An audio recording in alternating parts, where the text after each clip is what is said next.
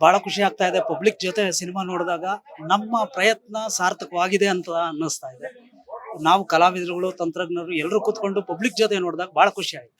ಈ ಕತೆ ಮೊದಲಿಂದ ಹೇಗೆ ಉಟ್ಕೊಳ್ತು ಸರ್? ಅಂದ್ರೆ ಇದೊಂದು ರಿಯಲ್ ಇನ್ಸಿಡೆಂಟ್ ಮಾಡಿರೋದಾ ಅಥವಾ ಇದು ಒಂದು 1970ನೇ ಇಸ್ವಿನಲ್ಲಿ ಒಂದು ಇನ್ಸಿಡೆಂಟ್ ನಡೆದಿತ್ತಂತೆ. ಅದನ್ನ 1990ನೇ ಇಸ್ವಿನಲ್ಲಿ ನನ್ನ ಸ್ನೇಹಿತರೊಬ್ರು ಪೊಲೀಸ್ ಇನ್ಸ್ಪೆಕ್ಟರ್ ಅವ್ರು ಹೇಳಿದ್ರು.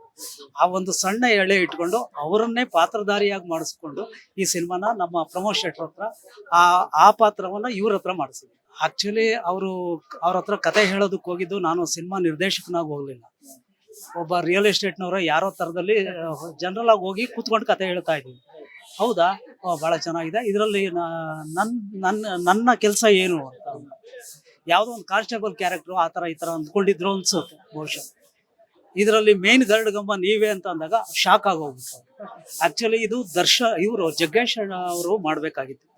ಅವ್ರಿಗೆ ಅಂತ ನಾನು ನನ್ನ ಕಲ್ಪನೆಯಲ್ಲಿ ಈಗ ಒಂದು 15 ವರ್ಷಗಳ ಹಿಂದೆ ಈ ಸಬ್ಜೆಕ್ಟ್ ಮಾಡ್ಕೊಂಡಿದ್ದೆ. ಅವ್ರ ಕೈಲಿ ಮಾಡಿಸ್ಬೇಕು ಅಂತ. ಇದು ಜಗ್ಗೇಶ್ ಅಣ್ಣ ಮಾಡೋಂಥ ಕ್ಯಾರೆಕ್ಟ್ರು ನಮ್ಮ ಕೈಲಿ ಮಾಡಿಸ್ತಾ ಇದೀರಲ್ಲ, ನಾನು ಅದಕ್ಕೆ ಫುಲ್ಫಿಲ್ ಮಾಡ್ತೀನೋ ಇಲ್ವೋ ಗೊತ್ತಿಲ್ಲ ಅಂದ್ರು. ನೀವು ಮಾಡ್ತೀರಾ, ಮಾಡಿ ಅಂತ ಮಾಡಿಸ್ಕೊಂಡು ಬಹಳ ಚೆನ್ನಾಗಿ ಮಾಡಿದ್ದಾರೆ. ಮತ್ತೆ ಉಳಿದ ಪಾತ್ರಗಳಲ್ಲಿ ಯಾವ ತರ ಆಯ್ತು? ಉಳಿದ ಎಲ್ಲಾ ಪಾತ್ರಗಳು ಎಲ್ಲ ನೈಜವಾದ ಪಾತ್ರಧಾರಿಗಳ ಹೆಸರನ್ನ ನಾನೇನ್ ಕೇಳಿದ್ದೆ ಅವ್ರನ್ನೇ ಸೃಷ್ಟಿ ಮಾಡಿ ಸಿನಿಮ್ಯಾಟಿಕ್ ಮಾಡಿದ್ದೀನಿ ಅಷ್ಟೇ. ಇದು ಮುಂದೆ ಯಾವ ತರ ಪಬ್ಲಿಸಿಟಿ ಮಾಡೋಣ ಅಂತ ಇತ್ತು? ಯಾಕಂದ್ರೆ ಒಂದು ಒಳ್ಳೆ ಸಿನಿಮಾ ಜನಕ್ಕೆ ರೀಚ್ ಆಗ್ಬೇಕು. ಹೌದು ಹೌದು ಆಯ್ತು ಇವಾಗ. ಹೌದು. So ಮುಂದೆ ಯಾವ ತರ ಪಬ್ಲಿಸಿಟಿ ಪ್ರಮೋಷನ್ಸ್ ಬಹಳಷ್ಟು ಅವಶ್ಯಕತೆ ಈ ಕಾಲಘಟ್ಟದಲ್ಲಿ ಇದೆ.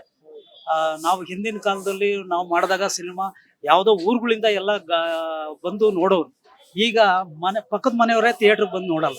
ಆ ಥರದ ಪರಿಸ್ಥಿತಿ ಇದೆ.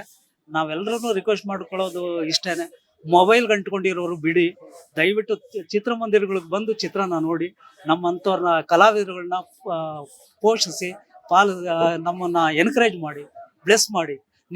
ನೀವು ಕೊಡೋಂಥ ಒಂದು ತುತ್ತು ಅನ್ನನೇ ನಾವು ಸಾವಿರಾರು ಜನ ಇದ್ದೀವಿ, ನಮ್ಮ ಟೆಕ್ನಿಷಿಯನ್ಸ್, ನಾವು ಊಟ ಮಾಡ್ತಾ ಇರೋದು. ನಮ್ಮನ್ನು ಪ್ರೋತ್ಸಾಹಿಸಿ ಅಂತ ಕೇಳ್ಕೊಂಡು